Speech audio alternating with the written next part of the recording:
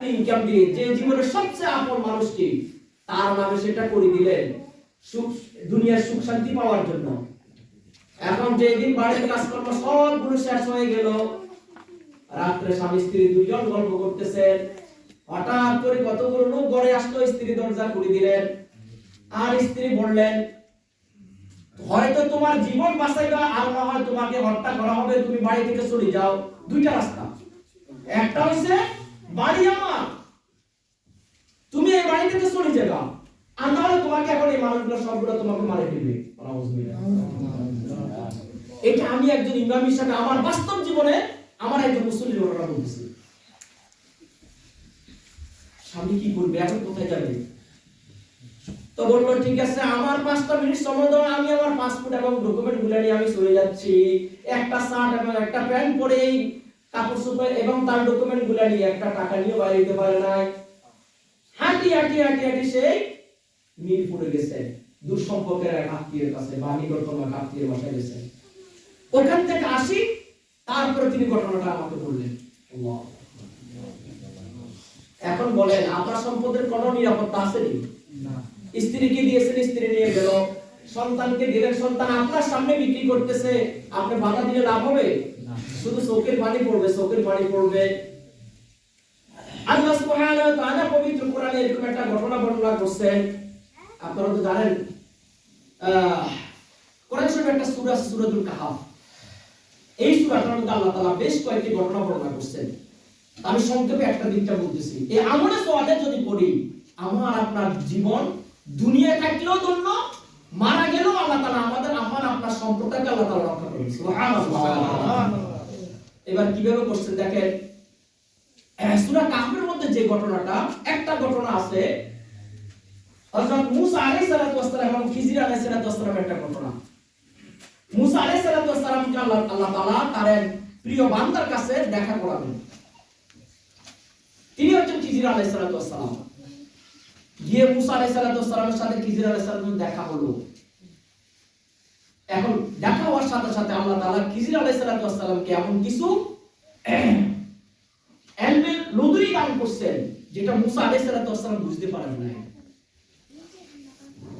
আল্লাহ তাআলা এমন কিছু হিকমত তাকে দান করছেন। আল্লাহু আকবার। এবার দেখেন, দুইজন হাঁটতেছেন, বেশ কয়েকটা ঘটনা ঘটলো। একটা ঘটনা হচ্ছে এমন,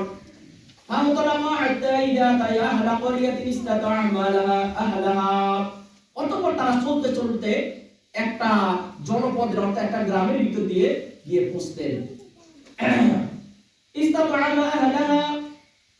তখন মূসা আলাইহিস সালাতু ওয়াস সালাম আর খিজির আলাইহিস সালাতু ওয়াস সালাম দুইজন এখন একটা গ্রামের নিকট হাঁটতে হাঁটতে হাঁটতে ক্লান্ত হয়ে ওই গ্রামটার মধ্যে গেলেন।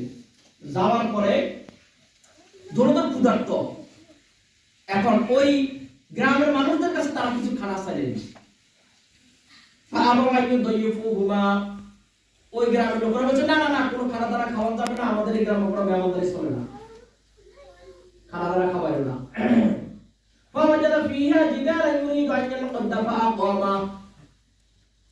এই গ্রামের মধ্যে হাঁটতে হাঁটতে যখন খিদা ক্লান্ত হয়ে কিছু খানা চাইলো, লোকজন দিল না, আরো লোকজন তাড়াই দিল।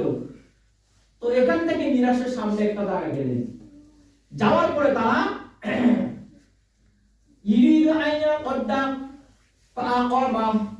তখন দেখলেন যে এখান থেকে একটা ভাঙা দেওয়াল পড়ে আছে, একটা ঘর, একটা বিল্ডিং ভাঙা চূড়া, এটা একবার নিচের দিকে ডাবে পড়ে গেছে। এটা দেখার পর খিজির আলাইহিস সালাম তো এই দুইজনের মধ্যে নেতা, আজকে সফরের নেতা খিজির আলাইহিস সালাম। এখন কি করলেন, আইয়াল কদ্দা ফাআমা, খিজির আলাইহিস সালাম নিজে যায় বিল্ডিংটা সুন্দর করে হাতে ধরে উঠাই, একেবারে এর বিল্ডিং এর কাজকর্ম, যেটা দেওয়াল যেখানে যেখানে দেওয়ার দরকার সব কিছু করে দিলেন। মূসা আলাইহিস সালাম তাকায় দিলেন, এই জমিনের মানুষ এত খারাপ, সাইডটা বাচ্চা ছিলাম আমাদেরকে দিল না, আর উনি কি করতেছেন, উনি আমার ওই গ্রামের লোকদের বিল্ডিং এর কাজ করে দিয়েছেন, বাংলাদেশের বিল্ডিং করে দিয়েছে, আর উনি সেটা আমার দাঁড়া করায় কাজ করা দিয়েছেন। মূসা আলাইহিস সালাম বলছে, আপনি কি করলেন? এই খারাপ মানুষগুলো আমাদের খানা দ্বারা কিছু খাওয়ালো না, এটা আমার ভাঙা দেওয়াল আপনি উঠে দিলেন, এটার বিনিময়ে তো তারা আমাদের কিছু খানা দিতে পারত, এটা তো দিল না, এত খারাপ মানুষ। আচ্ছা আসুন, এখন এটা রহস্যটা একমাত্র আল্লাহ তাআলা জানেন, আর আল্লাহ তাআলা দেখাই দিয়েছেন এটা খিজির আলাইহিস সালামকে, কিন্তু মুসা আলাইহিস সালামকে আল্লাহ তাআলা দেখান নাই। এটাই হচ্ছে আল্লাহ তাআলার রহস্য। সুবহানাল্লাহ, সুবহানাল্লাহ। এই দেখেন কি কারণে আল্লাহ তাআলা কি ঘটনা কাকে দিয়ে কোন জায়গায় করায়। আল্লাহু আকবার। এবার মুসা আলাইহিস সালাম খিজির আলাইহিস সালাম মুসা আলাইহিস সালাম খিজির আলাইহিস সালামের সাথে রাগ করছে, আমি কেন বেদামল ধরে দিলেন, এই ঘর আবার কেন ঠিক করে দিলেন, ভাঙা যেমন তেমন এই দেশের মানুষ আমাদের খাওয়ালো না। এখন মুসা আলাইহিস সালাম খিজির আলাইহিস সালাম এর রহস্যটা বলে দেওয়া শুরু করলেন। কি রহস্যটা আল্লাহ তাআলা সেই সূরা কাহফের মধ্যে বর্ণনা করেছেন। ওয়া আম্মাল জিদারু ফাকানা লিগুলামাইনি ইয়াতীমাইনি ফিল মাদিনা।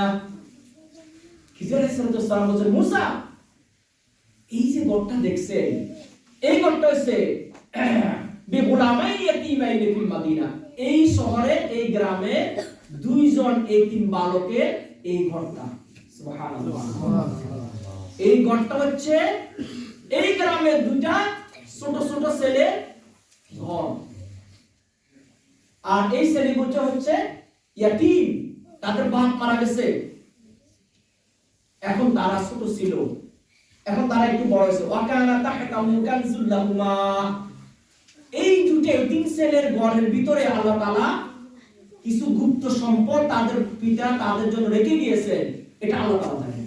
সুবহানাল্লাহ, কথাটা বুঝতে পেরেছেন? এই ঘরের ভিতরে তাদের বাপে তাদের জন্য কিছু সম্পদ রেখে গেছে, আর এই ঘরটা ভেঙে চুরে পড়ে আছে। এখন এরা তো এই দিবেরা তো জানে না, এটা তো ছোট ছিল। এখন ওয়াকানা আবুহুমা সলিহা। সুবহানাল্লাহ, সুবহানাল্লাহ। আমাদের বিষয় কোনটা? আমলে সালেহ। আর আমলে সালেহ যিনি করেন তাকে কি বলে? সলিহিন বলে। এই দুইটা এতিম বাচ্চার পিতা যিনি মারা গেলেন তিনি হচ্ছেন ওয়াকানা আবুহুমা সলিহা, ওই ব্যক্তি একজন আমলে সালেহকারী ছিলেন। সুবহানাল্লাহ, দেখছেন? ওই তাদের পিতা ছিলেন একজন আমলে সালেহকারী ব্যক্তি, একজন সলিহিন বান্দা ছিলেন যে নেক আমল করত। আল্লাহু আকবার, আল্লাহু আকবার। ফাআরাদা আন ইয়াবলুগা আশুদ্দাহুমা, আর মুসা তোমার পিতা চেয়েছিল, তো তোমার আল্লাহ চেয়েছিল, ফাআরাদা রাব্বুকা, মুসা তোমার রব চেয়েছিল, আন ইয়াবলুগা আশুদ্দাহুমা, এই ছেলেগুলো একটু বালেগ হবে এবং শক্তিশালী হোক, তারপর যাতে তারা তাদের সম্পদটা বুঝে নেয়, কেননা তারা যদি ছোট অবস্থায় এই ঘরটাকে যদি ঠিক করে তাহলে অন্য মানুষেরা এসে এই সম্পদগুলো সব নিয়ে যাবে, তারা কিছুই করতে পারবে না। আল্লাহু আকবার। এজন্য ফারাদ রাব্বুকা আন ইয়াবলুগা আশুদ্দাহুমা ওয়া ইয়াস্তাখরিজা কানজাহুমা রাহমাতাম মির রাব্বিক, তোমার রব চেয়েছিল এই ছেলেগুলো একটু বালেগ হবে এবং শক্তিশালী হোক, এবং আল্লাহ তাআলা তাদের প্রতি রহমত দিয়ে এই সম্পদগুলো তাদেরকে বুঝাইয়া দিবেন। সুবহানাল্লাহ। মুসা এই কারণে এই জমিনের মানুষ আমাদেরকে যদি খানা না দিয়ে যায়, কিন্তু ওই সলিহিন বান্দাটার প্রতি আল্লাহ তাআলা আমাদের উপর একটা দায়িত্ব দিয়েছে, তার এতিমদের সন্তানদেরকে তাদের ঘরটা এবং তাদের সম্পদটা যাতে বুঝাই নিতে পারে। সুবহানাল্লাহ, আল্লাহু আকবার। বলেন